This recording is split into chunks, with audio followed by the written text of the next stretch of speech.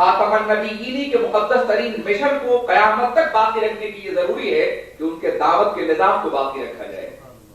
اللہ کے رسول صلی اللہ علیہ وسلم سے پہلے انبیاء کرام تشریف لاتے رہے، اس لیے دعوت کی ذمہ داری انبیاء کرام کے امتیوں کے سر نہیں ڈالی گئی۔ یہی وجہ ہے کہ ایک نبی کے بعد دوسرے نبی جب اگر ہوتے رہے، مگر رسول کرام پاک صلی اللہ علیہ وسلم آخری نبی ہیں، ان کے بعد کوئی اور نبی نہیں آئے گا، اس لیے اب دعوت کی ذمہ داری پیغمبروں کے سر نہیں ہے بلکہ رسول اللہ کے امتیوں کے سر ہے۔ اسی دعوت کی عظیم ذمہ داری کو پورا کرنے کے لیے حضرت علامہ عبدالعلیم صدیقی میرٹھی رحمۃ اللہ تعالی علیہ نے پوری دنیا کا دورہ فرمایا۔ آج کے دور کا سفر نہیں بلکہ آج سے آدھی صدی پہلے کے سفر کا جائزہ لیجیے، جب جہازوں کی کثرت نہیں تھی اور جب یہ وسائل فراہم نہیں تھے، جب سفر مشکلات کا سفر ہوتا تھا، بیشتر سفر پانی کے جہاز سے فرمایا کرتے تھے۔ کبھی جزیرے پہ اتر گئے، کبھی اس جزیرے پہ اتر گئے، کبھی زمین پہ اترے، کبھی اس زمین پہ اترے۔ ان کے مشاہدہ کرنے والے جہاز کے ساتھی یہ کہتے ہیں کہ جب کسی زمین پہ اترتے تھے تو تنہا ہوتے تھے، اور جب 2 ہفتے کے بعد واپس آتے تھے تو پورا شہر ان کے ساتھ ہوتا۔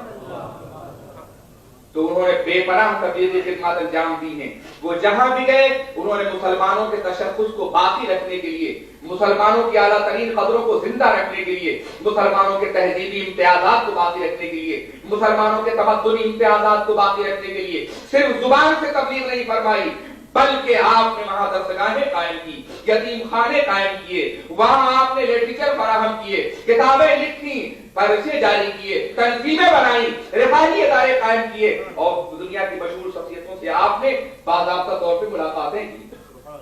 عزیزان ملت اسلامیہ، حضرت علامہ عبدالعلیم صدیقی میرٹھی رحمۃ اللہ تعالی علیہ کا کارنامہ اگر آج ضابطۂ تحریر میں لایا جائے اور آج دنیا کے سامنے پیش کیا جائے تو میں یہ عرض کرنا چاہتا ہوں، میں یہ دعویٰ کروں گا اور اپنے دعوے کے سلسلے میں 1-2 نہیں بلکہ دنیا کی ہر زمین سے ثبوت فراہم کر سکتا ہوں کہ گزشتہ صدی ان سے بڑا مبلغ پیدا نہیں کر سکتی ہے اور نہ موجودہ صدی میں اس کی توقع کی جا سکتی ہے۔ عزیزان ملت اسلامیہ، یہ وہ ذات ہے کہ جس نے سرور کائنات محمد رسول اللہ صلی اللہ علیہ وسلم کے مقدس مشن کو دنیا کے تمام گوشوں پر پہنچانے کے لیے کئی عالمی زبانوں پہ عبور حاصل کیا۔ آپ جب عربی بولتے تھے تو ایسا لگتا تھا کہ عرب کا کوئی نابغہ بول رہا ہے، کوئی ابتری بول رہا ہے۔ جب آپ انگلش بولتے تھے تو ایسا لگتا ہے کہ مشرق کی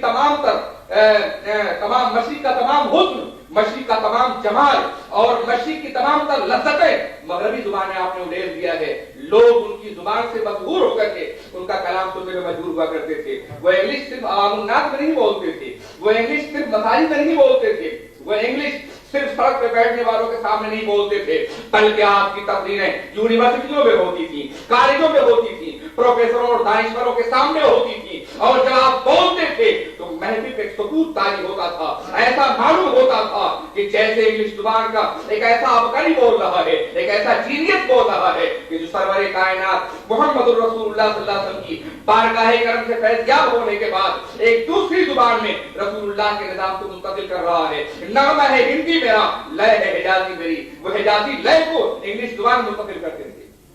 ان کے بولنے کا طریقہ یہ تھا کہ وہ افریقہ کے صحراؤں میں بولے والی زبان، سب سے زیادہ بولی جانے والی زبان سواحلی زبان میں بولتے تھے، اور اپنی دعوت اور تبلیغ کے مقدس ترین مشن کو اس زبان کے ذریعے سے بھی دوسروں کے اندر منتقل کیا کرتے تھے۔ عزیزان ملت اسلامیہ، خاص طور پر حضرت علامہ عبدالعلیم صدیقی میرٹھی رحمۃ اللہ تعالی علیہ نے ان زمینوں کو اپنا مرکز تبلیغ بنایا،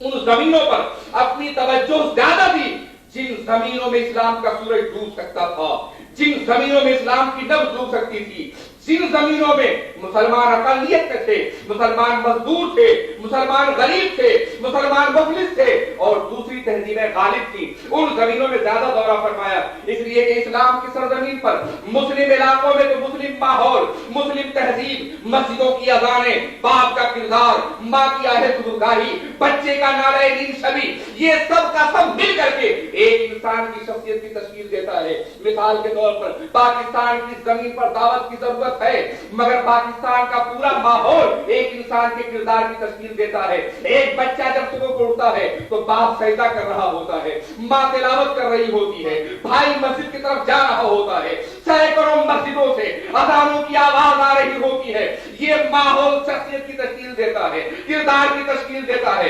कैरेक्टर की तश्कील देता है। इसलिए वहां तो माहौल इंसानी किरदार की तश्कील के लिए बहुत ज्यादा काफी है। मगर हज़रत अल्लामा अब्दुल अलीम सिद्दीकी मेरठी रहमतुल्लाह अलैह ने इशरकों की सरजमीन और मुसलमानों के गलबे की सरजमीन, उन शहरों को जहां बाज़ाब्ता तौर पर दानिशवर मौजूद थे, उनसे हट करके आपने उन सरजमीनों को अपना निशान, अपना मयार तबलीग करार दिया और अपनी ज़मीन दावत करार दिया, जहां इस्लाम बहुत ही मजलूम होकर के रह गया था, जहां दानिशवर मौजूद नहीं थे, जहां मुफक्किरीन मौजूद नहीं थे, जहां अज़ानें बुलंद नहीं होती थी, जहां का मजहबी माहौल इंसान को रसूल पाक के दामन से वाबस्ता नहीं रख सकता था। आपके धड़कते हुए दिल ने आपकी मुबल्लिगाना तबीयत में महसूस किया कि अगर हमने पीटीआई लैंड के मुसलमानों को दीन की तरफ दावत नहीं दी और हमने नहीं बुलाया तो अगली नस्लें अपने बाप की कब्रों से भी आशना न हो सकेगी। आपने ये महसूस किया कि अगर हमने श्रीनाम के माहौल में, खैरों के माहौल में घिरे हुए मुसलमानों को इस्लामी तशक्कुस और आइडेंटिटी की तालीम नहीं दी तो आगे चलकर ये अपना कल्चर और अपनी तहजीब भूल जाएंगे। आपने ये महसूस किया कि अगर हमने मॉरिशस के जजीरे में, जहां इस्लाम गालिब ताकत में मौजूद नहीं है, वहां हमने इस्लामी अवतार की तालीम नहीं दी तो यकीनन वहां अगली नस्लों मुसलमान मौजूद नहीं रहेगा। आपने महसूस किया कि हमने डरबन में, जोहान्सबर्ग में, प्रिटोरिया में और दूसरे इलाकों में इस्लाम की आला तरीन कदरों से आशना नहीं किया तो धीरे धीरे इस्लाम मसीहियत के यलगार में दम होकर के रह जाएगा। आपने ये महसूस किया कि अगर हमने फिलिपाइन की सरजमीन पर मुसलमानों के दीनी तशक्कुस को नहीं उभारा तो फिलिपाइन की सरजमीन पर आने वाले दौर में इस्लाम मौजूद नहीं रहेगा। मैं अर्ज करना चाहता हूं, आज फिलिपाइन की सरजमीन बाकायदा तौर पे हक को बातिल की जंग लड़ रही है। वहां मुसलमान अपने तशक्कुस को जिंदा करने के लिए अपनी तमाम तर कुर्बानियां देने के लिए तैयार है, मगर मौलिस ये बता रहा है कि उनके दिलों में इस्लाम की धड़कन पैदा करने वाले अल्लामा सिद्दीकी थे रहमतुल्लाह अलैह।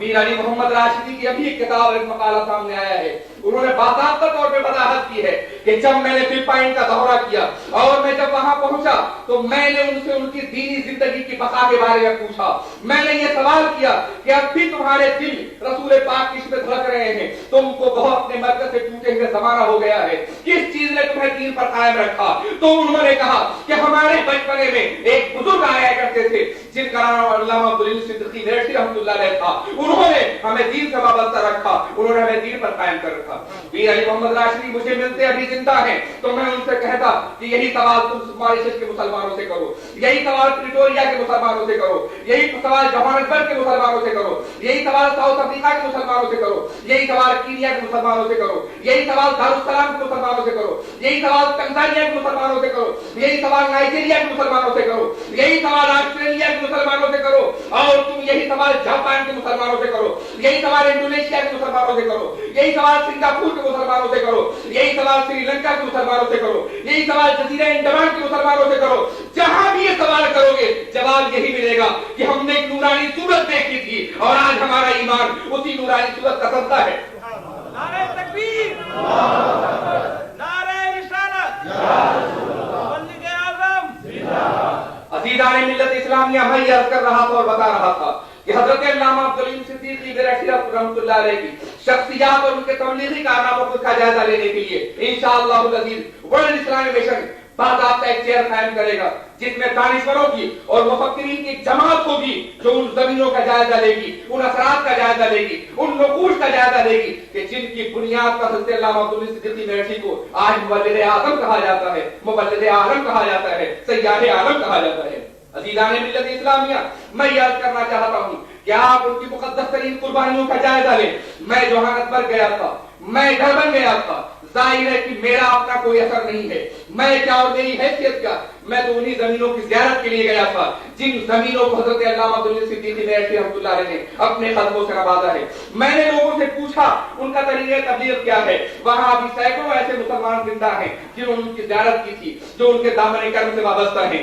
तो एक मेहमान मुरीद ने कहा, मियां उनका तबलीग का आलम अजीब हुआ करता था, अजीब दौर हो गया है, आज पीर अपनी जिंदगी से हट के नहीं सोचता, मगर उनकी जिंदगी में अपना कुछ था ही नहीं। वो तो ये आते थे, हमें जमा करते थे اور सैकड़ों सरमायादार मुरीदीन जमा हो जाते थे और आप कहते थे ट्रकों में माल ला दो, फिर माल लादा जाता था, ब्रेड ला दी जाती थी, बिस्किट भरा जाता था, कपड़े भरे जाते थे। और उन वैसी इलाकों में जहां के लोगों ने कपड़े देखे भी नहीं थे, उन जंगली इलाकों में जहां के लोग कभी उन लज्जतों से आशना नहीं हुए थे जो शहरों के अंदर मौजूद हैं, वहां तशरीफ ले जाते, लोगों को दावत देते, कुरान अजीम पढ़ते, उनकी जुबान में बात करते और उसके बाद जब वापस आते तो उन्हें कपड़ों के तोहफे तकसीम करते। वो कहते वो मंजर बड़ा अजीब होता था कि जब अल्लामा अब्दुल अजीज सिद्दीकी मेरठी रहमतुल्लाह अलैह किसी वहशी को, किसी न जानने वाले को कपड़ा देते, वो ट्राउजर होता तो वो सर पे बांधने की कोशिश करता और वो कमीज होती तो वो चेहरे पे रखने की कोशिश करता, फिर उन्हें पहनना सिखाया जाता। एक तरफ वो पहनना भी सिखाते थे और दूसरी तरफ दिलों में ईमान भी उतारते थे। अजीज़ान मिल्लत इस्लामिया, तबलीग का ये अंदाज यकीनन हमारे अखलाक की मुक़द्दस तरीन विरासत है जो हज़रत अल्लामा अब्दुल अजीज सिद्दीकी मेरठी रहमतुल्लाह तआला अलैह ने हम तक मुंतकिल फरमाई है। मैं अर्ज करना चाहता हूँ, आप उनकी उन जमीनों में जाइए जहाँ के बाज़ाब्ता तौर पर उनके मुतस्सिरीन आप भी मौजूद हैं। जापान की सरजमीन में आज इस्लाम एक अहम तरीन ताकत बन के उभर रहा है, वहां भी मुसलमानों की तहरीकों को तेज कर रहे हैं। मगर हज़रत अल्लामा अब्दुल अजीज सिद्दीकी मेरठी रहमतुल्लाह तआला अलैह वो पहले इंसान हैं जिन्होंने जापान की जमीन पर मुबल्लिग की हैसियत से कदम रखा था और उससे मुतासिर होकर के जापान के वजीर ने बाज़ाब्ता इस्लाम कबूल किया था। अज़ीज़ान मिल्लत इस्लामिया, मैं ये अर्ज करना चाहता हूँ कि आप न सिर्फ ये देखिए वो आर्जी तौर पे जाते थे, यहाँ तकरीरें करते हैं और चले जाते हैं, बाज़ाब्ता वो जहाँ भी गए उन्होंने इदारा कायम किया। आज भी उनका इदारा कोलंबो में मौजूद है, आज भी उनका इदारा जोहान्सबर्ग में मौजूद है, आज भी उनका इदारा डरबन में मौजूद है, आज भी उनका इदारा मॉरिशस में मौजूद है, आज भी उनका इदारा हिंदुस्तान के मुख्तलिफ इलाकों में मौजूद है, आज भी उनकी तहरीरें मुख्तलिफ